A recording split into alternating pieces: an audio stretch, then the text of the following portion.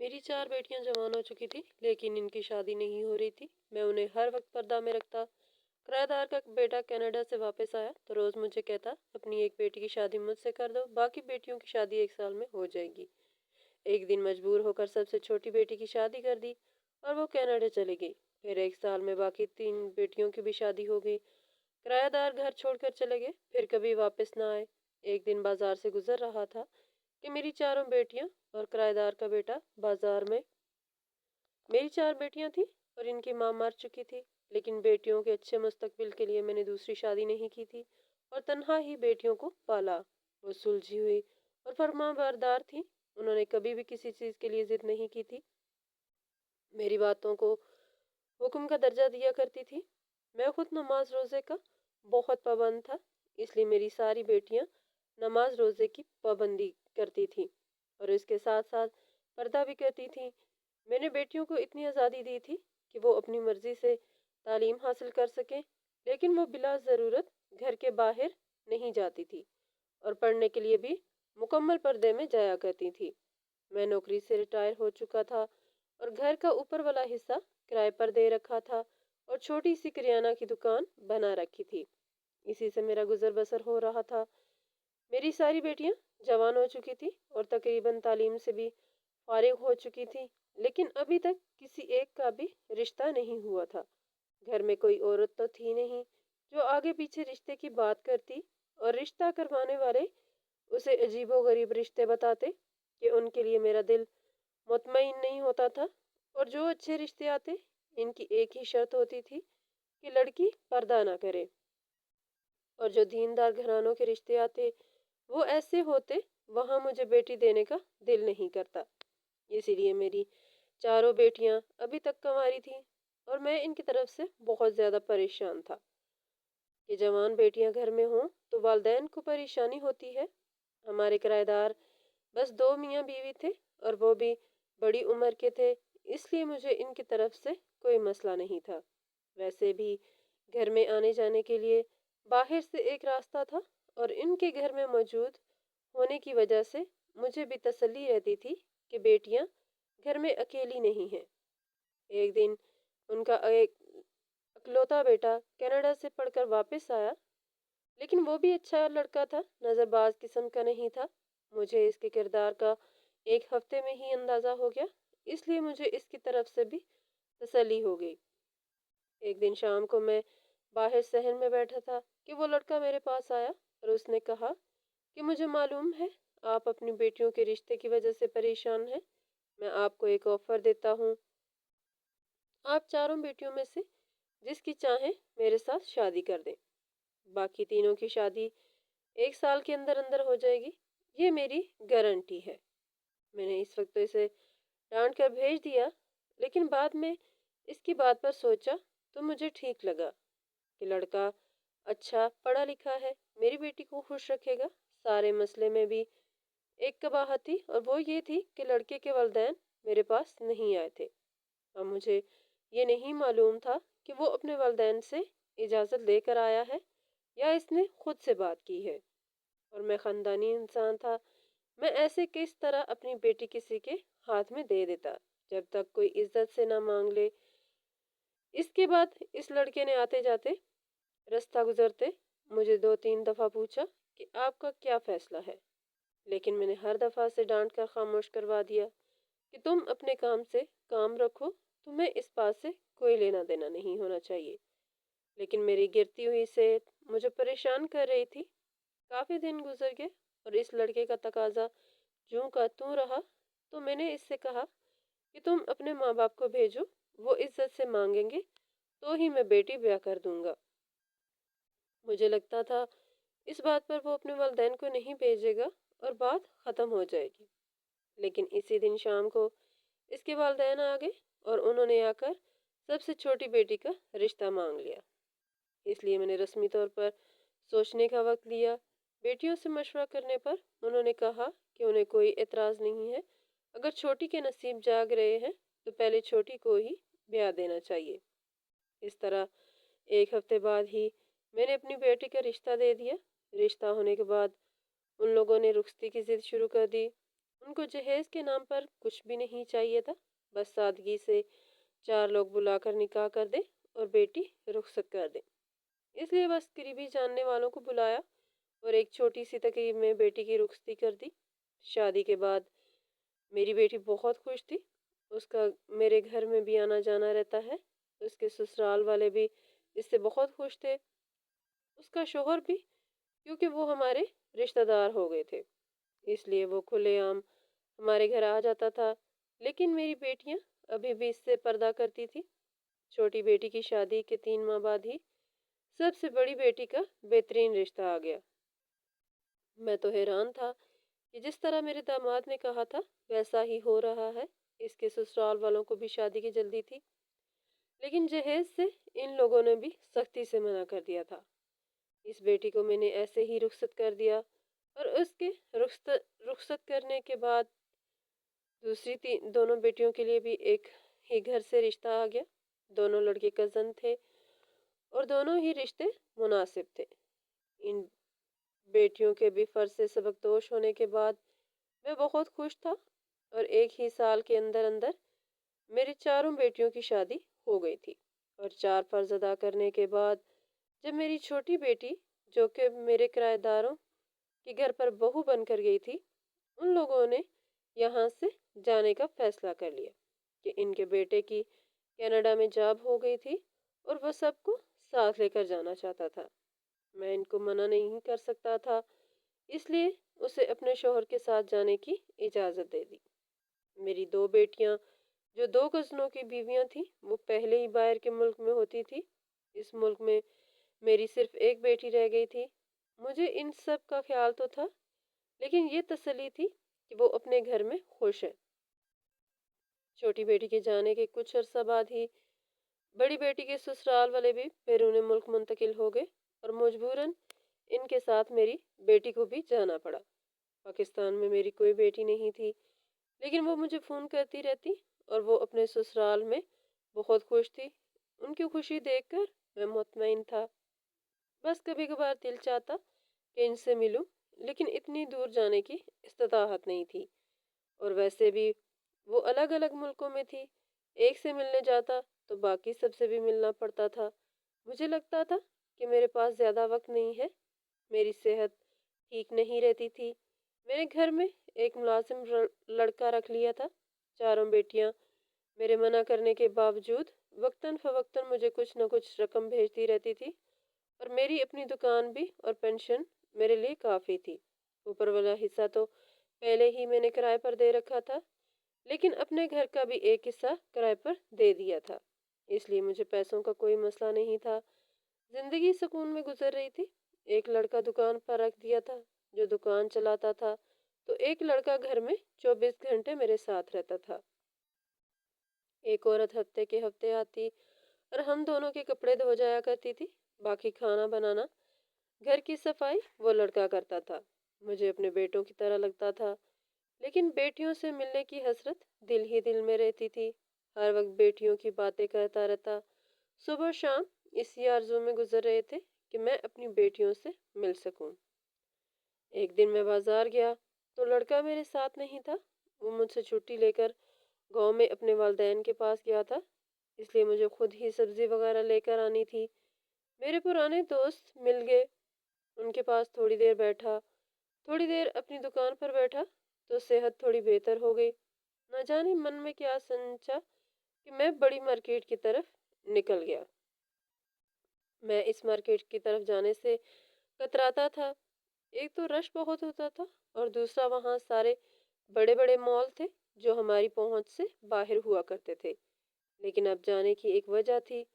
میں اس لڑکے کے لیے اچھے کپڑے خریدنا چاہتا تھا جو گھر بار چھوڑ کر میری خدمت کر رہا تھا، لیکن مجھے کیا معلوم تھا کہ میرا اس مارکیٹ میں جانا ہی عذاب بن جائے گا۔ میں مارکیٹ میں داخل ہوا تو مجھے شک گزرا جیسے میں نے اپنی بیٹی کو دیکھا ہو، لیکن مجھے اپنا وہم لگا کہ میری تو کوئی بیٹی پاکستان میں ہے ہی نہیں۔ میں وہم سمجھ کر آگے بڑھ گیا، لیکن خدا کا کرنا ایسا ہوا کہ جس مال میں داخل ہوا وہاں میری 4 بیٹیاں کھڑی تھیں، اور ان کے ساتھ وہی لڑکا جو میری سب سے چھوٹی بیٹی کا شوہر تھا۔ वो खड़ा था, पांचों के पांचों किसी बात पर कह कहा लगाकर हंस रहे थे। मैं तो अपनी बेटियों को ऐसे पाकिस्तान में देखकर दंग रह गया। मुझे शदीद गुस्सा आया कि अगर वो पाकिस्तान आई भी हैं तो सबसे पहले मुझसे मिलना चाहिए था, लेकिन वो ऐसे मॉल्स में घूम रहे हैं और अपने बाप से मिलने नहीं आए। लेकिन इसके अलावा एक और चीज़ थी जिसने मुझे रोक लिया कि मैं इनको आवाज़ दूं। शायद इनमें से भी किसी की नज़र मुझ पर पड़ गई और पांचों फौरन ही वहां से चले गए, और मैं इनसे मिलने से किसी ने भी मुझसे मिलने की ज़रूरत नहीं महसूस की, और उन्होंने ऐसे जाहिर किया जैसे उन्होंने मुझे देखा ही ना हो। मैं कैसे घर पहुंचा मुझे मालूम नहीं था। रह रहकर वो मंजर मेरी आंखों के सामने आता, और कभी मुझे दुख से दो चार करता, तो कभी गुस्से से, और कभी मुझे बेबसी महसूस होती। घर में कोई नहीं था, मैं अकेला ही बैठकर रोता रहा। कोई चुप करवाने वाला भी ना था। न जाने किस वक्त मेरे दिमाग में दर्द उठा, मैं बेहोश हो गया। शायद इसी हालत में अल्लाह को प्यारा हो जाता, लेकिन अभी इस राज से पर्दा मेरे रब ने उठाया नहीं था। इसलिए हमारे किराएदारों में से कोई हमारे घर आया और मुझे इस हालत में देखकर फौरन ही उठाकर अस्पताल ले गया, जहां डॉक्टर्स ने बताया कि शदीद किस्म के जहनी दबाव की वजह से उनके दिमाग की नस फट गई है। 3 दिन अंडर ऑब्जर्वेशन रहने के बाद मेरी तबीयत बेहतर होना शुरू हुई, लेकिन मुझे होश में आता तो वो मंजर मेरी आंखों के सामने आ जाता, और फिर मुझे शदीद गुस्सा आने लगता, जिसकी वजह से मेरे सर में दर्द शुरू हो जाता, और फिर डॉक्टर्स इंजेक्शन लगा देते। 10 दिन ऐसे ही गुजर गए। आखिर मैंने खुद को संभाल लिया, और डॉक्टर ने भी बहुत सारी एहतियाती तदाबीर के साथ मुझे घर भेज दिया। इस दौरान वो लड़का भी गांव से आ गया था, और इस दफ़ा आते हुए अपने साथ अपने माँ बाप को भी ले आया था, ताकि अच्छे से मेरी देखभाल हो सके। जिस दिन मैं अस्पताल से घर आया, उस दिन मेरी सबसे बड़ी बेटी का फ़ोन आया, लेकिन मैंने गुस्से से फ़ोन उठाने से इनकार कर दिया, और ना ही किसी और को फ़ोन उठाने दिया। उस दिन मेरे चारों बेटियों के फ़ोन आते रहे, लेकिन मैंने किसी का भी फ़ोन अटेंड नहीं किया, क्योंकि मैं इन सब पर शदीद गुस्से में था। लेकिन इससे क्या फ़ायदा, क्योंकि दिल ही दिल में बेटियों से मिलने को तड़प तो भी रहा था, लेकिन मुझे भी एक ज़िद थी कि मुझे इनका फ़ोन नहीं उठाना। जब वो पाकिस्तान में हैं तो उनको चाहिए कि मुझे मिलने आए, लेकिन एक हफ्ता गुजर गया, उनका फ़ोन कभी कभी आता रहता जब मैं नहीं उठाता था, लेकिन इनमें से कोई भी मिलने नहीं आया। मुझे अब फिक्र होने लगी कि मेरी बेटी इतनी बेवफा तो नहीं है कि पाकिस्तान में हो और अपने बाप से मिलने ना आए, और वो भी इस सूरत हाल में जब मैं इनका फ़ोन तक नहीं उठा रहा। बाप होना अपनी शफकत से मजबूर हो गया, और जब सबसे छोटी बेटी का फ़ोन आया तो मैंने उठा लिया। वो सबसे छोटी होने की वजह से मेरी लाडली भी बहुत थी। सलाम दुआ के बाद इसने फ़ौरन पूछा कि आप मेरा फ़ोन क्यों नहीं उठा रहे थे। बाजियाँ भी बता रही थी आप इनका फ़ोन भी नहीं उठा रहे हैं, आपकी तबीयत तो ठीक है ना। मैं इसके लहजे में मौजूद फिक्र महसूस करके हैरान रह गया, और मैं सोच रहा था कि फ़ोन उठाते ही पहले इसे ये पूछूंगा कि मुझसे मिलने क्यों नहीं आई। उसके लहजे में मौजूद फिक्र और तड़प ने मुझे परेशान कर दिया कि मेरी बेटी अगर मुझसे इतना प्यार करती है तो आखिर ऐसी वजह ही क्या है क्यों मुझसे मिलने नहीं आती। मैंने जब इससे पूछा कि वो कब पाकिस्तान आएगी तो उसने बताया कि इसके ससुराल वालों का भी कोई इरादा नहीं है, लेकिन मुझे आपकी तबीयत ठीक नहीं लग रही, मैं कोशिश करूंगी कि पाकिस्तान आ जाऊं। उसकी बातें सुनकर मुझे अजीब लगा कि वो इतने धड़ल्ले से अपने बाप से झूठ क्यों बोल रही है, लेकिन उसने दो चार बातों के बाद फ़ोन बंद कर दिया। अब मैंने सोचा कि मुझे बाकी सबसे भी बात करनी चाहिए, इनमें से कोई तो सच बोलेगा। मुझे अपनी बेटियों पर गुस्सा आने के साथ साथ तजस्सुस हो रहा था कि कोई तो वजह है जो वो अपने बाप से झूठ बोल रही है। मेरी बाकी तीनों बेटियों ने भी यही कहा था कि वो भी पाकिस्तान में नहीं है और ना ही अभी आ सकती हैं। अगर मैंने खुद अपनी आंखों से इनको ना देखा होता तो शायद यकीन कर लेता कि मेरी बेटियां नहीं थी वो, क्योंकि इनके लहजे से बिल्कुल भी ऐसा महसूस नहीं हो रहा था कि वो झूठ बोल रही हैं या इनको میری فکر نہیں ہے، بلکہ وہ سب تو میری طبیعت خراب کا سن کر پریشان ہو گئی تھی اور میرے پاس پہنچنا چاہتی تھی۔ مجھے بالکل سکون نہیں آ رہا تھا۔ دل چاہتا تھا کہ فوراً ایک دفعہ بیٹیاں سامنے آئیں اور ان کو گلے سے لگا لوں، اور مجھے خود پر بھی غصہ آ رہا تھا کہ مال میں بیٹیوں کو دیکھ کر مجھے وہیں ان کو بلا لینا چاہیے تھا۔ وہاں تو میرے سامنے جھوٹ نہیں بول سکتی تھی۔ اس دن کے بعد بہت دفعہ اس مال کے چکر لگا چکا تھا، لیکن پھر وہ مجھے وہاں بھی نظر نہیں آئی، اور پریشانی مجھے دن بدن کمزور کر رہی تھی۔ صحت گرتی جا رہی تھی۔ میرے کرایہ دار، میرے گھر کام کرنے والے سبھی مجھ سے بہت پیار کرتے تھے اور میرا بہت خیال رکھتے تھے، لیکن ان سب کی موجودگی بھی میری بیٹیوں کے برابر نہیں ہو سکتی تھی۔ ایک دن میں ویسے ہی بازار گھوم رہا تھا، یا شاید دل میں یہ خیال بھی تھا کہ ایسے ہی آگے مجھے میری بیٹی نظر آئی تھی تو اب بھی نظر آ جائیں گی، لیکن ہوا یوں کہ میری طبیعت پہلے ہی خراب تھی۔ بازار میں گرمی میں گھومنے کی وجہ سے میرا بی پی لو ہونا شروع ہو گیا اور مجھے محسوس ہونا شروع ہو گیا کہ اب مزید نہیں چل سکتا۔ اس لیے میں پاس کے ہوٹل میں گیا۔ وہ 5 اسٹار ہوٹل تھا، لیکن مجھے کھانا نہیں کھانا تھا اور قریب ترین ہوٹل وہی تھا، اس لیے میں اس ہوٹل میں چلا گیا۔ جا کر بیٹھا تو ہوٹل کے قانون کے مطابق ویٹر میرے سر پر سوار ہو گیا۔ میں نے اسے اچھا سا جوس لانے کو کہا اور ٹیبل پر پہلے سے موجود جگ میں سے پانی ڈال کر پیا تو طبیعت کچھ بحال ہوئی۔ اب میں نے غور کرنا شروع کیا کہ یہ تو کوئی بہت ہی اعلیٰ ہوٹل تھا۔ ہر طرف سوٹ میں ملبوس لوگ نظر آ رہے تھے، لیکن مجھے کسی سے کیا لینا دینا تھا؟ میں تو صرف جوس کے انتظار میں تھا کہ طبیعت کچھ بحال ہو، اور تھوڑی دیر میں ہی ویٹر جوس لے کر آ گیا۔ میں نے جوس پی کر بل ادا کیا، لیکن چلتے چلتے میری نظر دوسری منزل کی بالکنی میں پڑی اور وہ منظر دیکھ کر میں وہیں جم گیا۔ اس بالکنی میں میز کے گرد میری چاروں بیٹیاں بیٹھی ہوئی تھیں۔ میں نے موقع غنیمت جانا اور تیزی سے سیڑھیوں کی طرف بڑھ گیا۔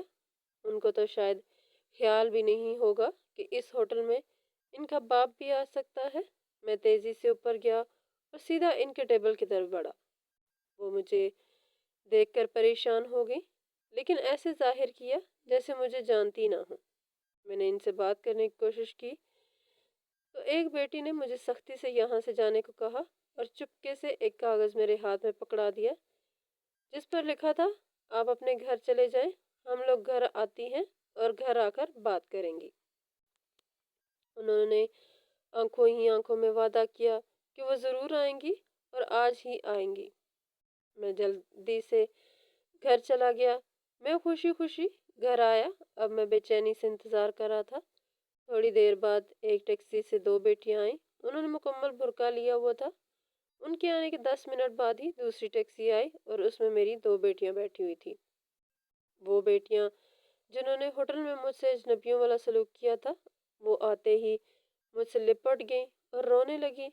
مجھے سمجھ نہیں آ رہی تھی کہ میں اب ان سے کیسا سلوک کروں، کیونکہ میں ان سے غصے میں تھا، لیکن جس طرح وہ مجھ سے لپٹ کر رو رہی تھی، مجھے یوں لگ رہا تھا جیسے اپنے باپ کے سینے سے لگ کر اپنی بے بسی کا اظہار کر رہی ہوں۔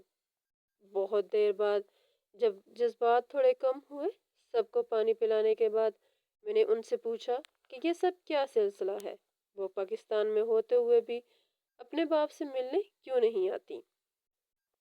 اور وہ پاکستان میں کیوں ہے جبکہ ان کا سسرال والے باہر ہوتے ہیں؟ انہوں نے کہا کہ آپ سمجھ لیں کہ آپ کی بیٹیاں باہر ہی ہوتی ہیں، ہم جان بوجھ کر آپ سے ملنے نہیں آتی تھی، کیونکہ اس صورت میں ہم آپ کی جان کو خطرے میں نہیں ڈال سکتی تھی، لیکن آج آپ کو دیکھنے کے بعد خود پر قابو نہیں رہا اور مجبوراً ہمیں یہاں آنا پڑا۔ اب اس کے بعد آپ کے ساتھ کیا ہوگا ہم کچھ نہیں کہہ سکتے۔ مجھے ان کی باتیں سن کر عجیب لگا کہ ایسی بھی کیا بات ہے کہ وہ ایسی بات کر رہی ہیں، اور آخر بیٹیوں کا اپنے باپ سے ملنے میں ایسی کیا قباحت ہے کہ میری جان کو خطرہ لاحق ہو جائے گا؟ اس کا جواب ان سب کے پاس ہی تھا، اس لیے میں نے ان سے ہی پوچھ لیا کہ آخر کیا بات ہے۔ وہ بھی ایک دوسرے کی طرف دیکھ رہی تھی، شاید بتانے کی ہمت کسی میں نہیں تھی۔ آخر کار सबसे बड़ी बेटी हिम्मत करके बोली कि आपको याद हो तो हमारे घर में जो किराएदार थे, इनके बेटे से छोटी की शादी की गई थी और उसने कहा था कि 1 साल के अंदर आपकी सारी बेटियों की शादियां हो जाएंगी।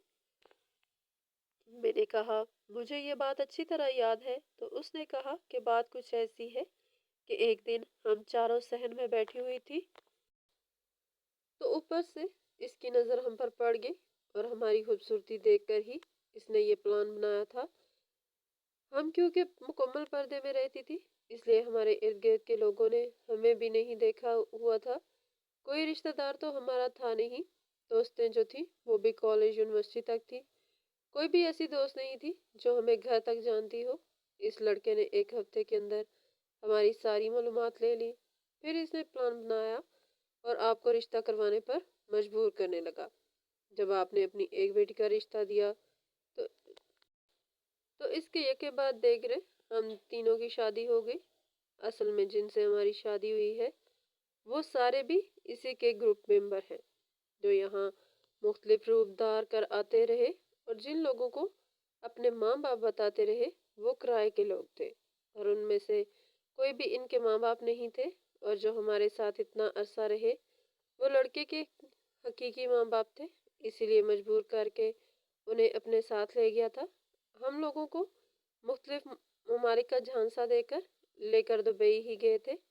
कुछ कसूर हमारा भी है और कुछ आपका भी। आपने भी शुरू से हम पर मजहबी मामले में सख्ती की, कुरान, नमाज, पर्दा, लेकिन कभी आपने हमें ये नहीं बताया कि पर्दा ना करने के नुकसानात क्या हैं। आपने सिर्फ हुक्म दिया और हमने इसको मान लिया। इसको अपने दिल में रास नहीं किया था।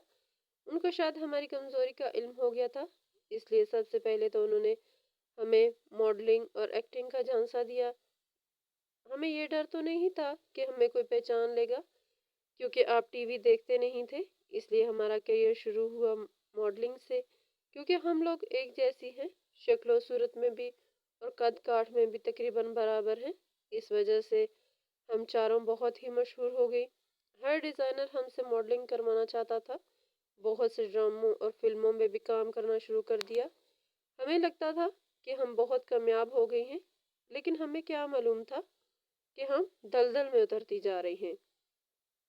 क्योंकि हम लोग मॉडलिंग के लिए, शूटिंग के लिए दुनिया के हर मुल्क में आती जाती थी, तो हमारे ज़रिए इन लोगों ने स्मगलिंग शुरू कर दी थी, जो हमें मालूम भी नहीं था। और हम लोग इतना अरसा करती रही, यहाँ से चीज़ें वहाँ और वहाँ से यहाँ, और हमें कभी एहसास भी नहीं हुआ। एक दिन मुझसे बैग खुल गया और मुझे मालूम हुआ कि मेरे बैग में तो हीरोइन है। वो बैग जो मुझे मेरी फिल्म के डायरेक्टर ने दिया था कि दूसरे मुल्क में जाकर तुमने वहाँ के प्रोड्यूसर को देना है। ऐसी चीज़ें हमें अक्सर दी जाती थी। ये सब लोग आपस में मिले हुए थे, जो ना सिर्फ हीरोइन बल्कि चर्च, हीरे, असला, अज़ा इंसानी, हर तरह की स्मगलिंग में मुलविस हैं और ये समझते हैं कि हमने यहाँ से निकलने की कोशिश की। लेकिन इन लोगों ने हमें वो वीडियोस दिखाए जिसमें हम सारी चीज़ें लेकर जा रही थी, और साफ लफ्ज़ों में उन्होंने कह दिया कि अगर तुम लोगों ने ये बात किसी को बताने की कोशिश की या हमारे कारोबार में दखल देने की कोशिश की तो ये वीडियो सारी दुनिया तक पहुंचा दी जाएंगी।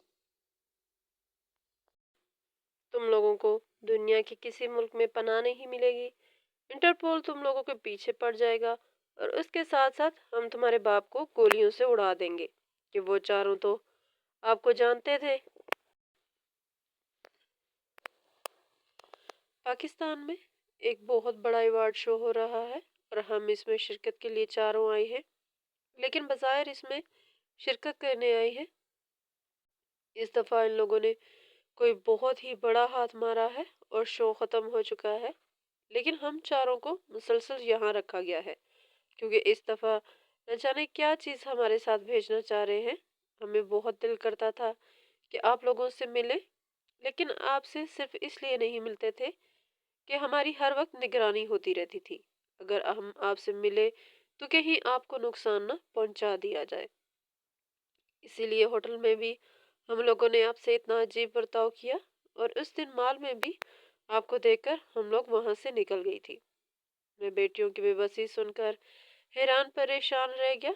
इन लोगों को मैंने कहा कि कानून की मदद लेनी चाहिए, तो उन्होंने कहा कि नहीं ले सकती, क्योंकि कानून भी इन लोगों के साथ है।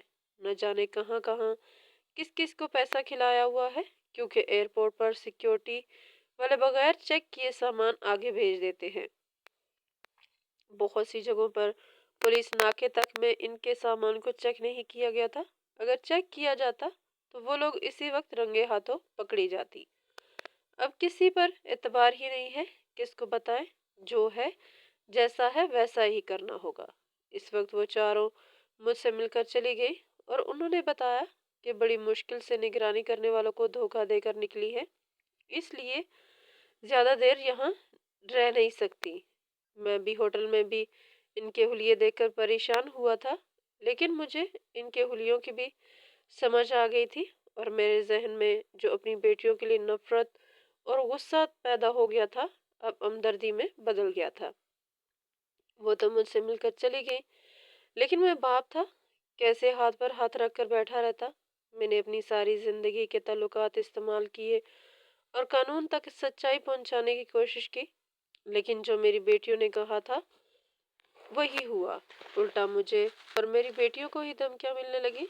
इसलिए मैं चुप होकर बैठ गया और अपना मामला अल्लाह पर छोड़ दिया। मेरी बेटियां अंदर ही अंदर इन लोगों के बारे में सबूत जमा करने में लगी थी, लेकिन अल्लाह का इंसाफ बिल्कुल अलग होता है। इस ग्रोह के अंदर ही बगावत पैदा होगी और वो दो ग्रोहों में तकसीम हो गए। दोनों ग्रोहों ने बारी बारी कानून को एक दूसरे के खिलाफ सबूत दिए और इस सारे सिलसिले में मेरी चारों बेटियां वादा माफ गवाह बनकर बरी हो गई और उन्होंने जो सबूत जमा किए थे वो सारे अदालत को दे दिए और मुजरिमों को मौत की सजा मिल गई। नाजरीन, मजीद इस तरह की सबक आमूज कहानियाँ और वाक़यात सुनने के लिए हमारे वीडियो को लाइक करें, शेयर करें और हमारे चैनल को सब्सक्राइब करें।